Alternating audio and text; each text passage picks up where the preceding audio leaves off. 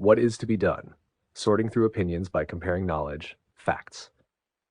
When thinking about the relationship between praxis and techna, between action and technique, it can be useful to borrow concepts from the worlds of strategy and operations. Military planners often distinguish between a mission and the tasks required to accomplish that mission. While this distinction does not fully capture the complexity of social and political life, it provides a practical framework for organizing thought and action. In the context of this project, the mission is straightforward: to secure, strengthen, and advance liberal democracy. The task that serves this mission is more specific.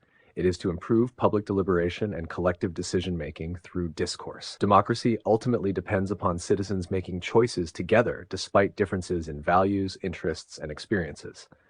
If the quality of public discourse deteriorates, the quality of democratic decision-making deteriorates with it.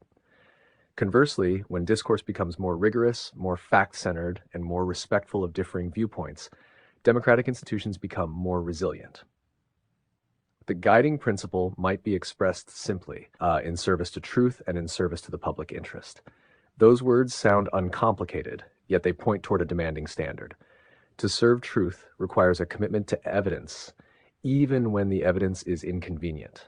To serve the public interest requires a willingness to look beyond personal advantage, partisan loyalty, or ideological preference. Both obligations ask something difficult of citizens because they require intellectual humility as well as intellectual courage.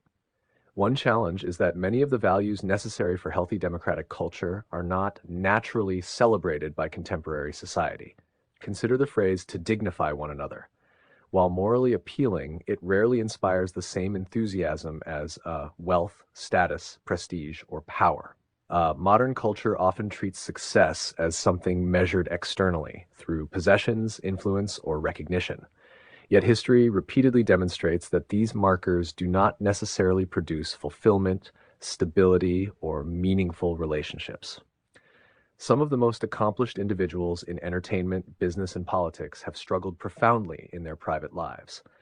This raises an important question. Are wealth and status truly the ultimate measures of success, or should fulfillment, understanding, and human flourishing occupy a more central place?